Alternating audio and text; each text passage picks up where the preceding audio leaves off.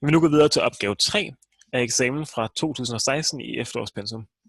Vi betragter vektorrummet C uendelige R af uendeligt mange gange differentiable reelle funktioner, defineret på det reelle tal.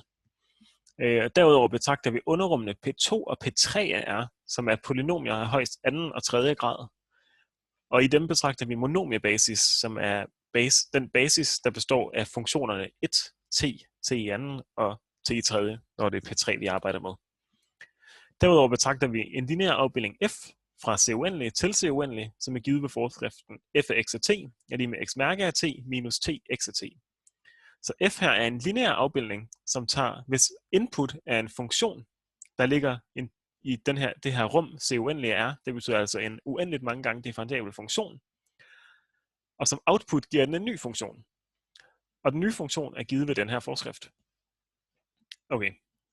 I den første opgave skal vi så bestemme den fuldstændige løsning til den homogene differentialligning f af x af t er lige med 0. Fordi f er en lineær afbildning, så er det her en lineær differentialligning, og vi kan se, at det er en lineær førsteordens differentialligning, fordi at der højst bliver differentieret én gang. Så den kan vi skrive på standardform, som jeg har gjort her. Så standardformen for en lineær førsteordens differentialligning er x mærke af t plus p af t x af t er lige med q af t. Og jeg kan se, at hvis jeg sætter p af t til minus t og q af t til 0, så får jeg lige præcis den differentialligning, som jeg har her, hvor der står x mærke af t minus t gange x af t er lige med 0. Den kan jeg så løse ved hjælp af panserformlen. Så det skal jeg bruge en stamfunktion til p af t, som jeg finder med, som jeg kalder store p, og en funktion af t. Og den finder jeg ved at integrere minus t. Og stamfunktionen til den er t i anden del med 2. Så den kan jeg definere med det samme sådan her. Derudover, ja, okay, så nu har jeg fundet den her stamfunktion, så kan jeg sætte det ind i panserformlen, som siger, at løsningen x af t er givet ved, at jeg siger c gange e.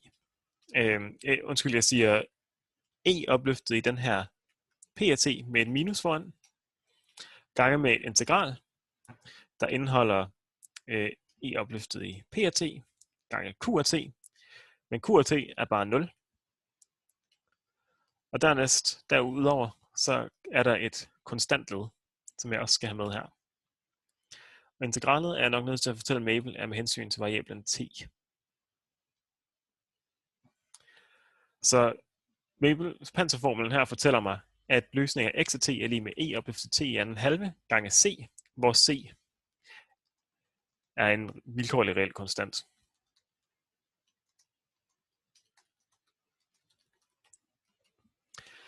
Så den her løsning vil jeg med det samme teste og se, om den er rigtig. Så jeg vil prøve at finde billedet af x og se, om den opfylder differentialligningen. Hvis jeg siger, at x af t er lige med det her, nu definerer jeg den lige. Sådan der.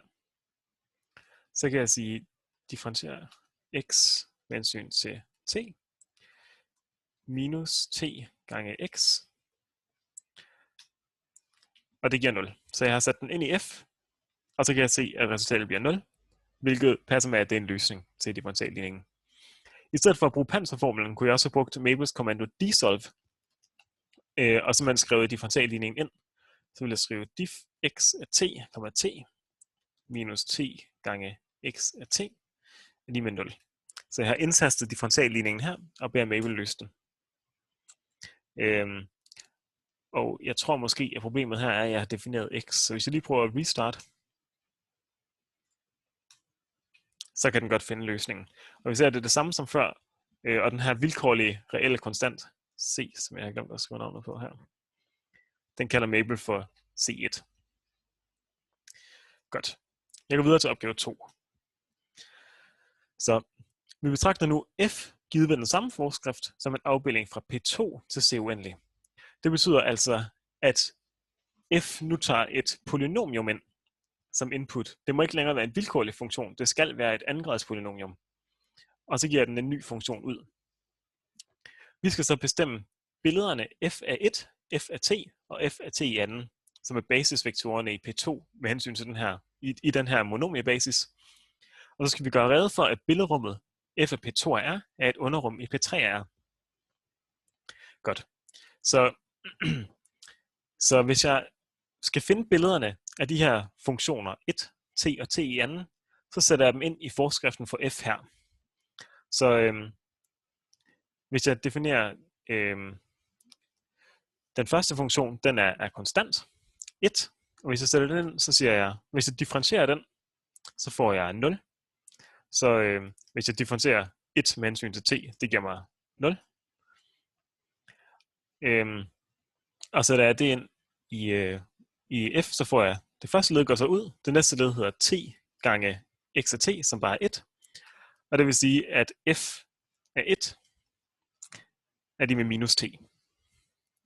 Dernæst beregner jeg f af t. Så skal jeg igen differentiere funktionen her med hensyn til t. Og så skal jeg sige t gange med min funktion, som er i det her tilfælde hedder t. Og så får jeg det her. Så det her, det er billedet af basisvektoren t. Til sidst skal jeg finde billedet af t i anden. Så nu er min x af t lige med t i anden. Og jeg får nu, at jeg skal differentiere den og trække t gange t i anden fra. Så der hvor der står x af t og x mærke af t i forskriften, der har jeg altså indsat den funktion, som jeg bruger som input til f her. Så f af t i anden er minus t i tredje plus 2t. Det er billederne af basisvektorerne.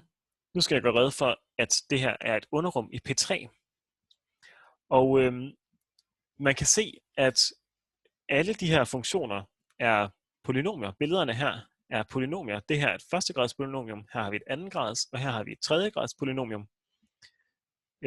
Så alle de her billeder ligger altså i P3. P3 er jo rummet, der består af alle reelle tredjegrads polynomier, eller polynomier af højst tredje grad. Så alle de her polynomier har grad 3 eller lavere og har reelle koefficienter, så de ligger altså i det her rum. Derudover, hvis jeg tager en vilkårlig linear kombination af dem, hvis jeg ganger en af dem her med et tal, eller hvis jeg lægger to af de her polynomier sammen, så får jeg stadigvæk et nyt polynomium, som er af højst tredje grad. Og det betyder altså, at det er et underrum. Så jeg kan se, at de her billeder må ligge i P3. Og det må være et vektorrum, fordi det opfylder det her med, at uanset hvordan jeg lægger to polynomier sammen, eller trækker dem fra hinanden, eller ganger dem med et tal, så ændrer det ikke på, hvilken orden polynomiet er. Så vi har bestemt billederne, og nu gjort det rede for, at f af P2 er et underrum i P3R. Til sidst betragter vi så f givet ved forskriften heroppe, som en afbildning fra P2 til P3.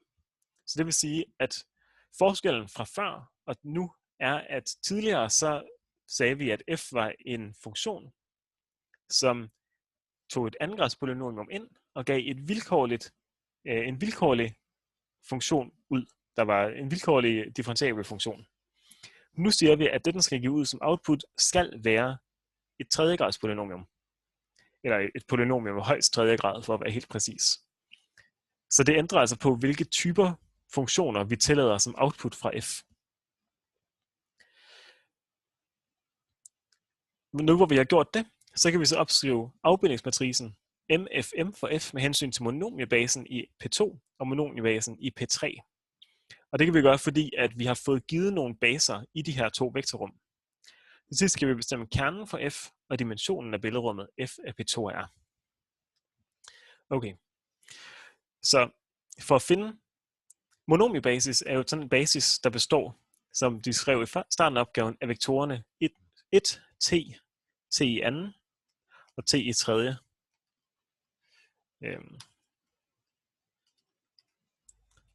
Hvis vi er i P3, og hvis vi er i P2 med andengradspolynomier, så har vi bare ikke den her basisvektor med. Det betyder altså, at på vektorform, så vil jeg skrive tallet 1 som vektoren 1, 0, 0, 0, 0.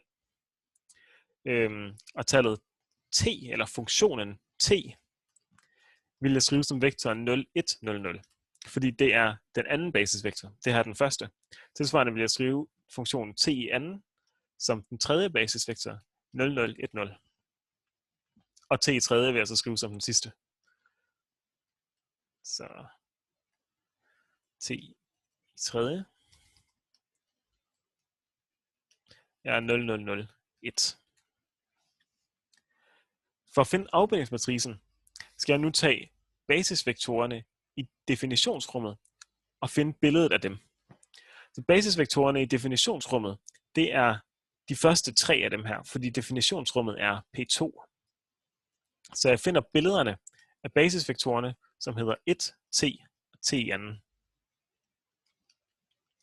Og dem har jeg jo faktisk allerede beregnet heroppe. De står jo lige her. Så det her er billederne af basisvektorerne, som jeg skal finde for at opskrive afbildningsmatricen. Det eneste, jeg mangler at gøre nu, er at skrive de her output-funktioner, billederne her, op i monomierbasen med hensyn til P3. Hvis jeg kigger på monomierbasen i P3, så bliver funktioner konverteret til vektorer på den her måde. Så jeg kan aflæse, hvilke vektorer de her funktioner svarer til. Så f af 1 er lige med minus t, og det svarer til vektoren, hvis jeg kigger her, så kan jeg se, at det må svare til vektoren 0, minus 1, 0, 0. Tilsvarende må f af t, det var lige med minus t i anden, eller 1 minus t i anden, kan jeg sige. Det må svare til vektoren, jeg har en koefficient på 1 foran konstantleddet her. Jeg har ikke noget t, jeg har minus 1 t i anden, og jeg har ikke noget t i tredje. Så det må svare til denne her vektor. Den sidste basisvektor er t i anden, og når jeg finder billedet af den, så var det 2t minus t i tredje. Så på vektorform har den koordinaterne 0, 2, 0, minus 1. Så de her vektorer kan jeg nu indsætte som søjler i en matrix, og det giver mig afbildningsmatricen. Så MFM er givet ved 0, minus 1, 0, 0 som den første søjle, 1, 0, minus 1, 0 som den næste søjle, og 0, 2, 0, minus 1 som den sidste søjle. Det er afbildningsmatricen for M. For F. Jeg skal så bestemme kernen for F og dimensionen af billedrummet F. Så lad mig starte med dimensionen af billedrummet. Dimensionen af billedrummet svarer til antallet af uafhængige vektorer i den her afbildningsmatrix, og det kan man finde som rangen af matricen. Så jeg finder rangen af afbildningsmatricen, den er 3. Det betyder, at der er 3 lineært uafhængige vektorer, så dimensionen af billedrummet er 3. Ud fra dimensionssætningen kan jeg så med det samme se, at dimensionen af kernen må være 0, fordi at inputrummet har dimensionen 3. P2 her har dimensionen 3, fordi der er 3 basisvektorer i rummet. Og dimensionssætningen siger, at dimensionen af billedrummet plus dimensionen af kernen skal være lige med dimensionen af definitionsrummet. Så dimensionen af kernen må være 0.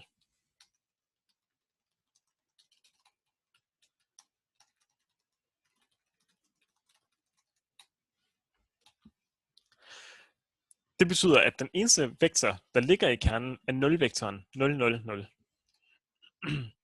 Så det eneste, der bliver afbildet over i 0, er altså den her 0-vektor.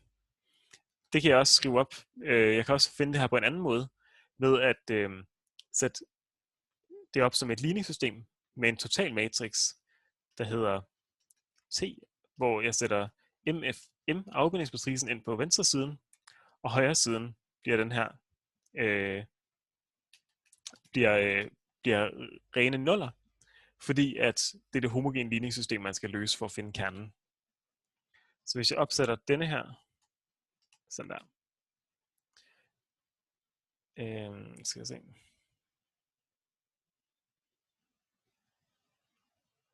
Nej, jeg skal selvfølgelig have en lille sådan der.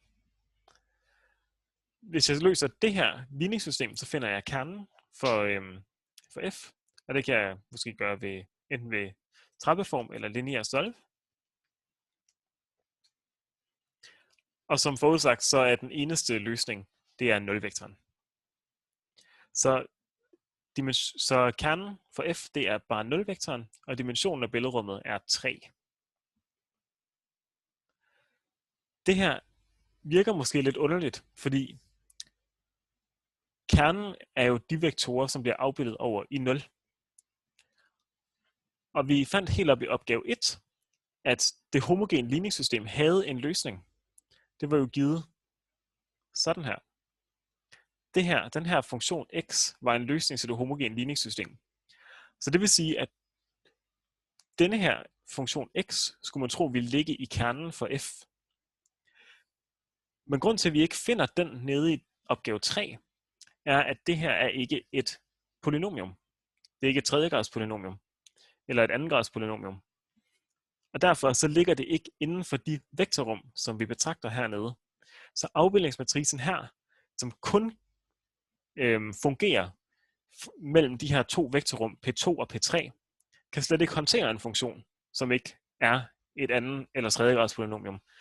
Så den her funktion ligger simpelthen uden for det vektorrum, vi betragter, og derfor finder vi den ikke, når vi bestemmer kernen i P2 for f.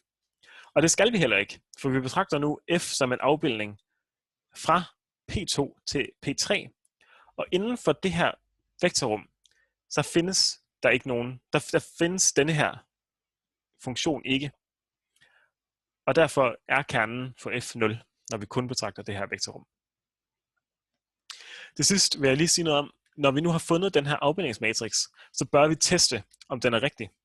Og det vil jeg gøre ved at se, om den giver mig det samme resultat, som jeg fik heroppe, når jeg tager de forskellige billeder af funktioner i f.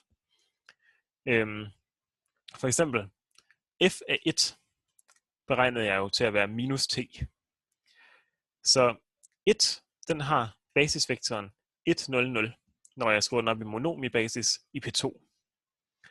Så hvis min afbildningsmatrix er rigtig, så skulle MFM gange den her basisvektor gerne give mig den basisvektor, som svarer til minus t, som er den, der står her. Og det passer heldigvis også. Så den her basisvektor, den svarer til funktionen minus t, hvilket er det samme, som jeg fandt tidligere. På samme måde vil jeg prøve at finde afbildningen af f af t. Så t har koordinatvektoren 1, 0, 1 i monomiebasis, og den vil jeg afbilde ved hjælp af afbildningsmatricen her. Det giver mig vektoren 1, 0, minus 1, som jeg konverterer til funktionen. Det her er konstantledet, så det er 1 plus 0 gange t, minus t i anden, plus 0 t i tredje. Det aflæser den her vektorcelle. Så det her det er altså 1 minus t til anden. Og så kan jeg sammenligne med, hvad det gerne skulle være. Det skulle gerne være 1 minus t i anden. Så den her afbildningsmatrix ser altså ud til at passe med det, vi så tidligere.